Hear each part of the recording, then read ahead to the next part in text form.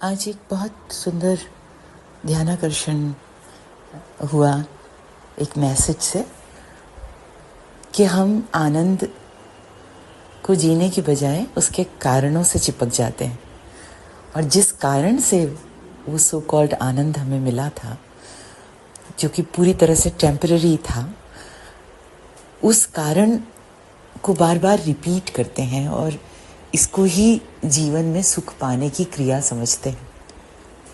जबकि जो समझदार हैं वो ये कहते हैं कि आप हैं, आप अस्तित्व में हैं, अस्तित्व के साथ हैं, और यही आनंदित होने की सबसे बड़ी वजह है।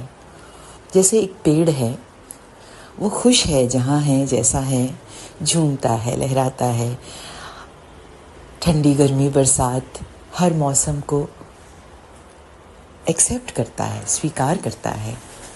आप कहेंगे उसके पास कोई चारा नहीं है इसलिए स्वीकार कर लेता है।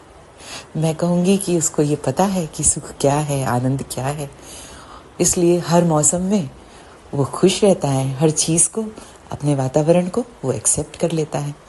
तो एक पेड़ भी हमसे ज़्यादा सुखी है, जिसके पास लिमिटेड कॉन्शियसनेस है, और हम जो फुली कॉन्शियस हैं, हम हर चीज़ से दुखी होते रहते हैं। ठंडी आई तो क्यों आई, गर्मी आई तो क्यों आई, बरसात आई तो क्यों आई, हर चीज़ से हमें तकलीफ़ है। क्योंकि हम जो अपना सबसे बड़ा गुण है एडेप्टेबिलिटी, जो कि एक कॉन्शियस क्रीचर का एक बहुत बड़ा पार्ट है, उस एडेप्टेबिलिटी को भूल चुके हैं। हम चाहते हैं कि हमारे आसपास की सारी दुनिया अडाप्ट कर ले हमारे तरीके को, हमारे मैनर्स को।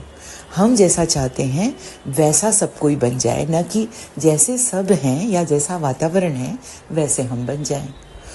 तो बहरहाल जो कारण ढूंढने की हमारी ज़िद है कि पार्टी करने से पिछली बार मैं बहुत खुश हुई थी, तो चलो पार्टी करते रहते हैं, तो ज़िंदगी भर मैं पार्टी के पीछे भागूंगी। और आप ये देखेंगे, एक एग्जाम्पल देते हैं ना कि पहला रसगुल्ला जब आपके मुंह में जाता है तो आपको अमृत तुल्य लगता है, लेकिन अगर कोई 50 रसगुल्ले आपके मुंह में ठूस दे तो वो जहर लगने लगता है। तो एक पार्टी, 2 पार्टी, 5 पार्टी या साल में एक पार्टी, वो तो सुख दे सकती है।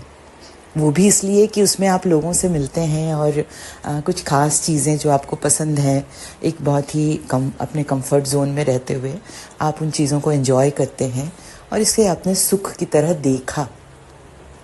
लेकिन वो निरंतर सुख नहीं था। ये तो इसी बात से प्रमाणित होता है कि पार्टी ख़त्म, सुख ख़त्म।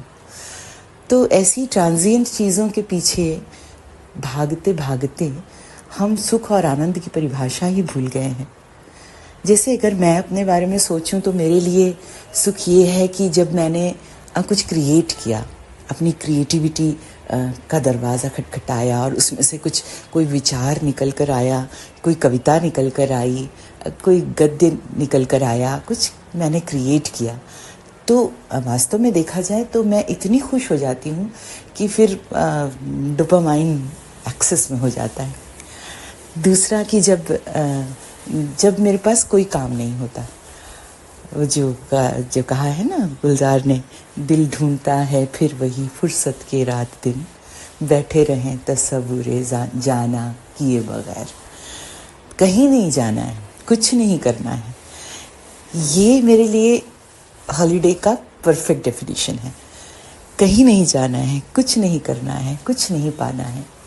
वास्तव में जो मानव है उसमें सबसे जो बड़ा गुण होता है वो रजस का होता है। व्हाट नेक्स्ट, ये उसके दिमाग ने बनाया हुआ है।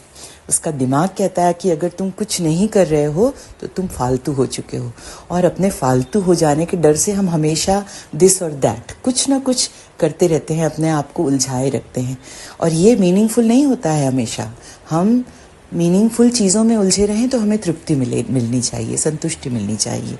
हम असंतुष्ट हैं, इसका कारण ये है कि हम मीनिंगलेस चीज़ों में अपना समय जाया कर रहे हैं। तो अपने अपने आनंद की जय हो। अपने अपने आनंद की परिभाषा अगर हम क्लियर कर लें, किस चीज़ से हमें हमेशा सुख मिलता है। जैसे अपने बच्चों को बड़ा होते हुए देखना, उन्हें समाज के लिए उपयोगी होते हुए देखना, उन्हें कुछ अच्छा करते हुए देखना, ये एक समय तक हमें खुश करता है।